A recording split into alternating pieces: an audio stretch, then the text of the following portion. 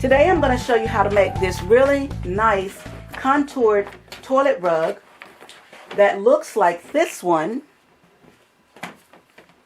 but made from a regular rug. To make my toilet contour rug, what I did is I got the old rug, and I just got a piece of paper. Just, you can use newspaper if you like. And I'm simply going to take this rug and lay it down, and I'm just going to simply trace it out. Okay, so here's our rug. So what I'm going to do is I'm going to cut out one side of the pattern.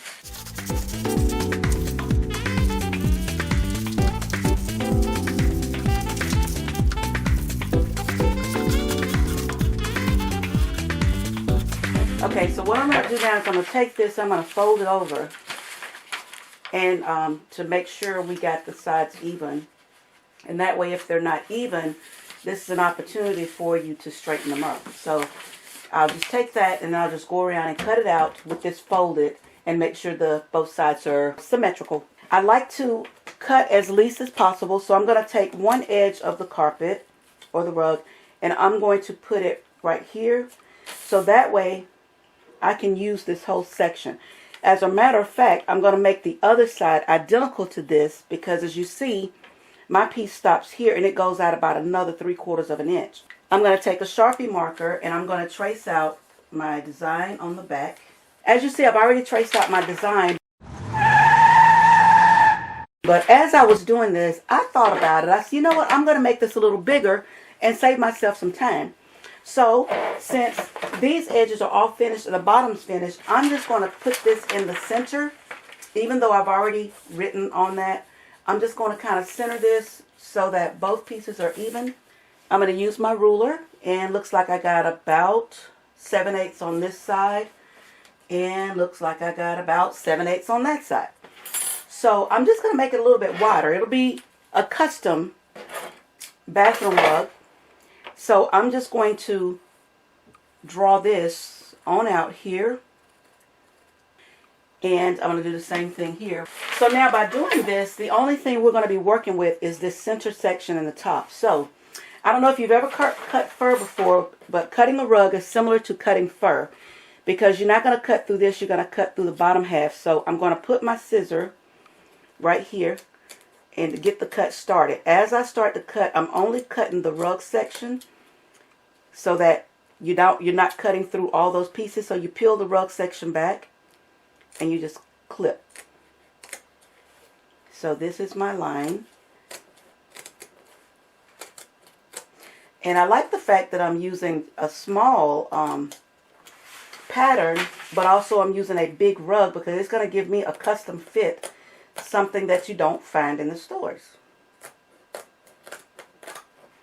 So I wanted you to see when I cut it, you're cutting it so that all of the rug portion falls to the center.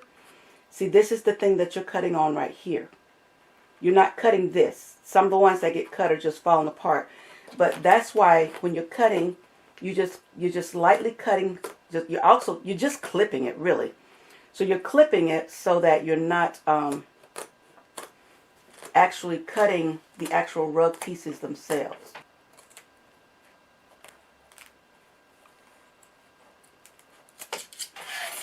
So now I'm just going to take this and I'm going to shake it and pull the rug pieces off. So you see what happens by cutting it the way you did. See, when you look at it, you can't even tell that we cut it. It looks like it came that way. So all we have to do is just bind this edge. But before I bind, I'm going to go ahead and take all of the extra leftover pieces off. Now, as far as finishing, I want you to see where they have used a nice blanket stitch and they used the fabric that's here. So you can actually sew it, or you can put a binder on it. I'm going to put a binder on mine. It's just going to make it so much easier. Okay, to make the binding for the rug, I'm using just a regular piece of lining. It's red. It doesn't match exactly, but I'm not really concerned about that, because this portion is going to be up against the toilet, so nobody's really going to see that. So I just cut a piece of bias strip from that fabric. I'm taking the binder and I'm just folding it back nice and neat, and folding it just like that so it kind of stays together. We're going to start on the side that already has the finishing, and I'm going to work on the right side. So I'm just going to stitch maybe about a 1/2 inch all the way around, and then I'm going to come back and do it again once I wrap it over. So let's go to the machine and I'll show you how easy it is to do this. So I'm starting on one edge. Like I said, this is the part where we cut it right here, and we're going to wrap around the curve. So I've got my seam binding folded down, and I'm actually going to be sewing on the right side. So here is the right side, and I'm just going to put the fabric just up against that section that I finished already, or that's already finished, and put a pin in it just to hold it. And this fabric is really thin, so you can kind of sew through it. So now I'm going to sew a 1/2 inch seam allowance, but as I sew, I'm pushing the rug pieces back, because you don't want to sew them together. You want to push all that back, and you want to be sewing right on the fabric itself, or the under piece that's holding the rug pieces together.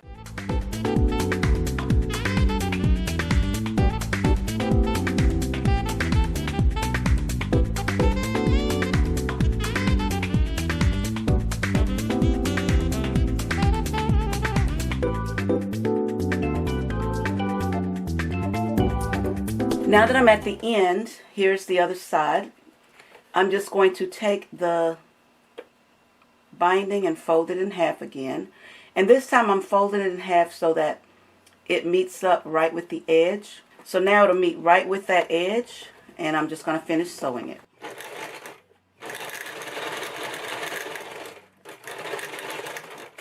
Okay, now that the binding has been sewn, it's just a matter of taking the binding now and flipping it on the other side. But you want to flip this over so it rolls back. So we're going to go ahead and the part that we just sewed, we're going to just trim that excess off. You just want to cut all that in. When you get to the center, you want to clip the center. So right where there's curves, I'm going to just clip right here. I'm clipping all of the curves all the way around. So now I've got all the edges trimmed and all the edges clipped. So now you're just going to take the binding, I'm going to roll it backwards. And when I roll it backwards, I'm going to top stitch it down just so where I can see the stitching, because I don't want to go past the stitching. But one thing to keep in mind is when you turn it, you also want to make sure that you're pulling back the rug pieces so you're not sewing them. So again, pull them back. And then you're just going to simply top stitch.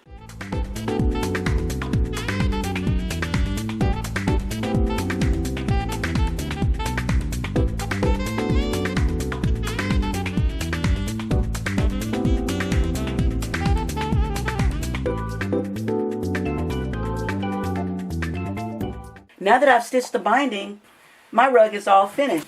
And as you see, when you move it around, you get any of the loose pieces that are just strayed. But for the most part, it's not going to unravel anymore. You're just getting all the loose pieces out. So once you do that, now the rug is complete. So my contour rug is complete. And as you can see, like I said, it's not the prettiest stitch with the binding, but this goes up against the toilet and nobody sees it. And the good thing about it, it's a little wider. So the next time you can't find a contoured rug for the toilet, make your own using an existing rug. So I hope that this tip has been helpful, and I hope you try it. Happy sewing!